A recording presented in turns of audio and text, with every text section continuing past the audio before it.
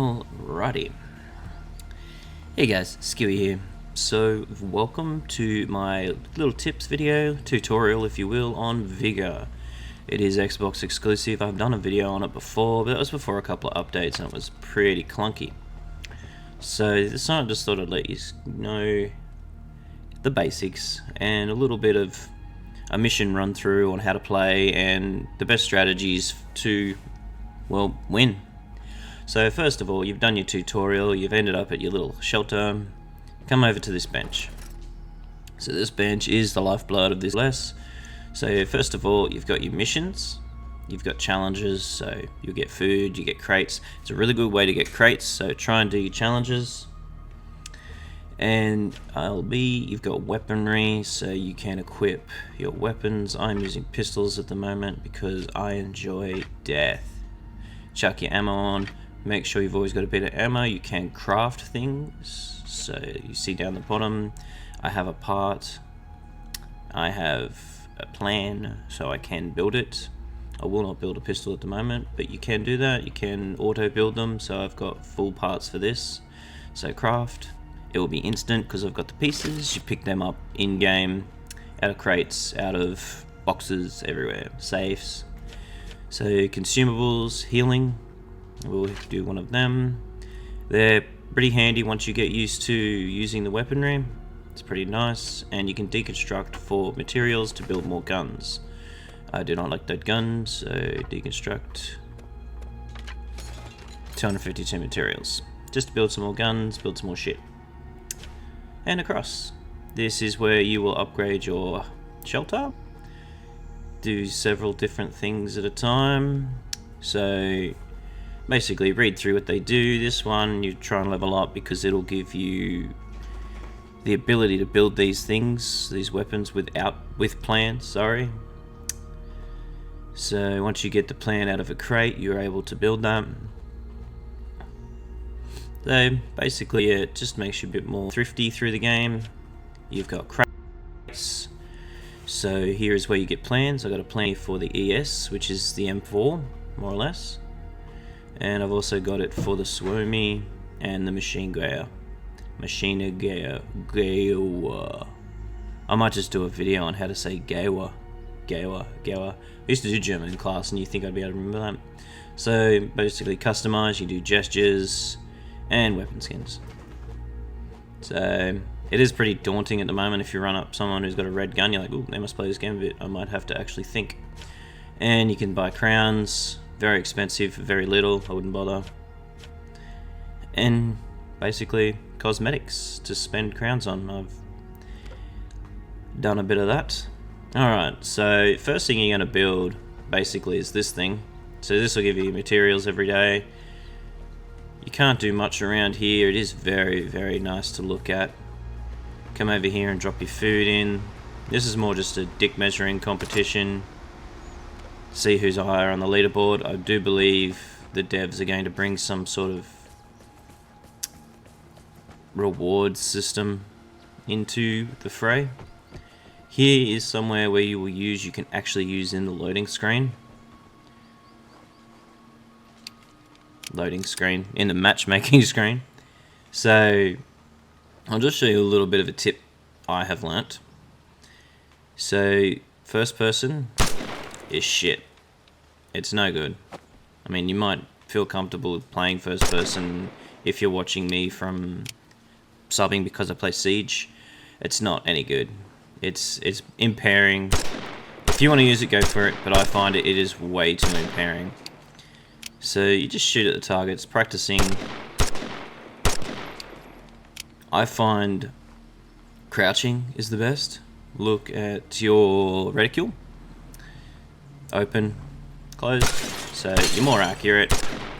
It is hard to get used to in-game,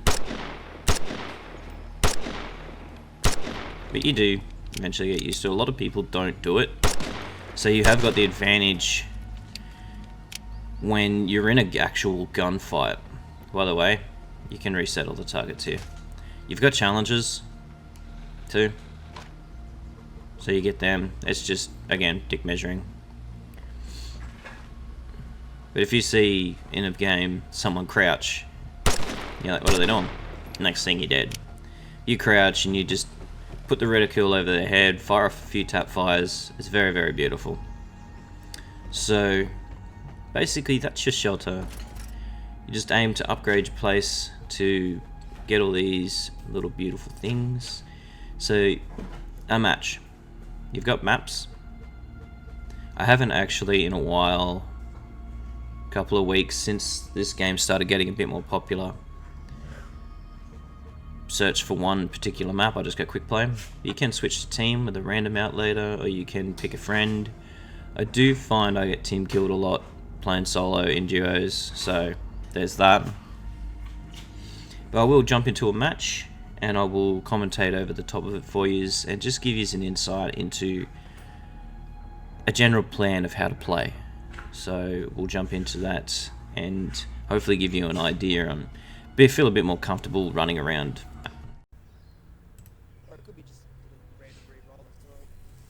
Okay, so first thing you're going to want to do is check loadouts. So you hit X and you go through the weaponry you're going to be facing. It more or less determines the kill rate of people, the experience. If you see Thompsons, shotguns, pistols, you know you can take a bit more of an aggressive approach. If you see ADRs and AUGs, Swarmies, all that, you know, need to take a little bit of caution. Also, if you see someone with an OP weapon, see what they look like, because you see an orange person, you know, approach with caution. It's just builds a bit of a game sense for the match and how it's going to play out. You know, if you see a lot of Thompsons, you're going to get a lot of people just grabbing stuff and extracting. So, we'll see how this plays out.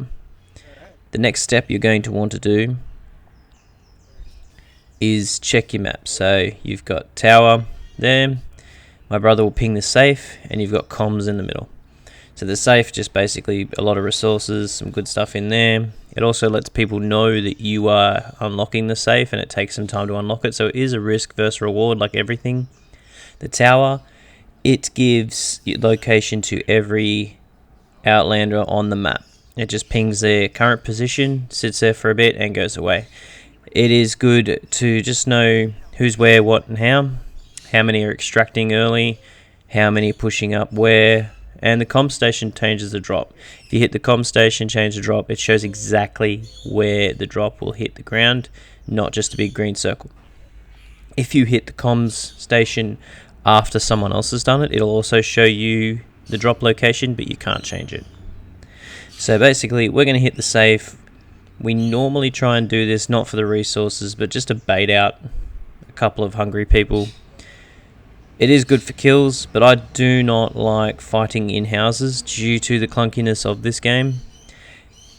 It is something I need to work on personally for me, but I prefer running outside and running around the building and shooting in them from the inside. At the inside. When they're inside. Whatever. So we're going to wait here. I want to hit the tower next because I just want to know couple of minutes into the match what people are doing. You can get a picture of how the match is going to play out, who's chasing crates, who's chasing resources, how many teams are left, who's fighting.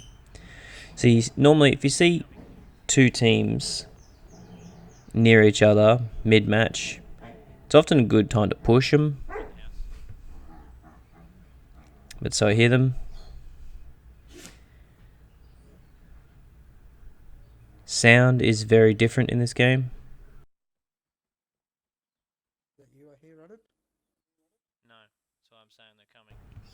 There is a decision to make in every encounter, and run or fight. In a house, if they're tactical, they will have two doorways covered, or they will be sitting somewhere where they can cover you as you try and shoot them. Normally, the number one rule is plan to refrag. So if you're going to try and kill, your teammate needs to plan to refrag.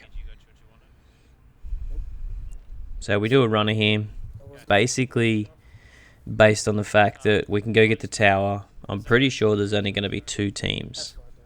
So these guys, I think, are just Thompsons and Pigeons. So shotguns and low-level assault rifles. or SMGs. So I thought, we can fight them in a better spot. We get this tower, either they're going to get smashed by the other team who has the Swarmies, or we'll get them later on. Chances are they'll extract.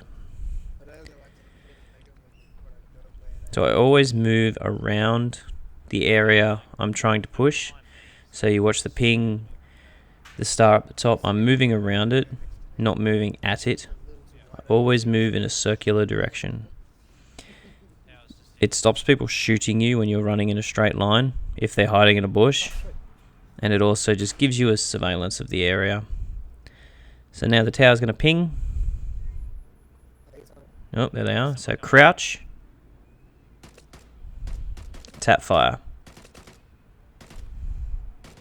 Full automatic doesn't work. Swarmy. I gave him a couple. He's picking up.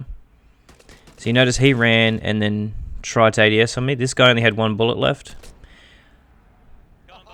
So basically, they were full automatic at me and my brother, but we were tap firing. Well, I was tap firing, so I got the drop. In combat like that, sitting still isn't good. I moved around a little bit. I should have moved more.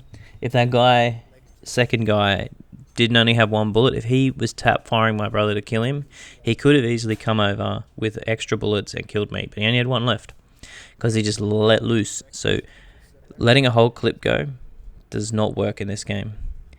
Maybe with the big German machine gun that looks like an MG42, it will work for you, but not anything else in this game.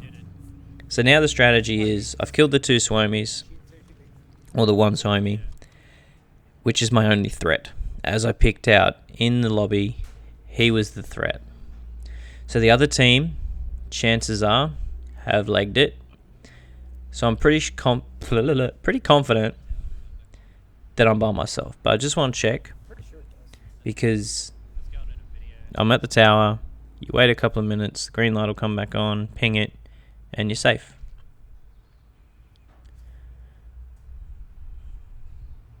So that is basically one strategy you can use. It is the main strategy we've developed, and that is how that one has played out. But I am bringing another video within the next few weeks that I will show different situations I've been in and how combat has played out, how I've worked the crate to get it, how I've played taking the crate from out underneath people, and also just bad situations I've been in that I've either died and what I've done wrong, or what they've done wrong to die themselves. So that's the video. That's basically the tutorial we've got right now for you guys. That is the bare basics. That is probably the best advice I can give you if you start playing this game, is to follow this formula. I hope this helps, guys, a lot. And don't forget to follow. The dog just barked to fuck my whole video up, so I'll just take him down the Chinese shop, make him into honey chicken. That's a joke. Cheers, guys. Don't forget to sub. Catch my streams on Twitch. I'll leave a link down there. Playing lots of Vigor right now. Cheers.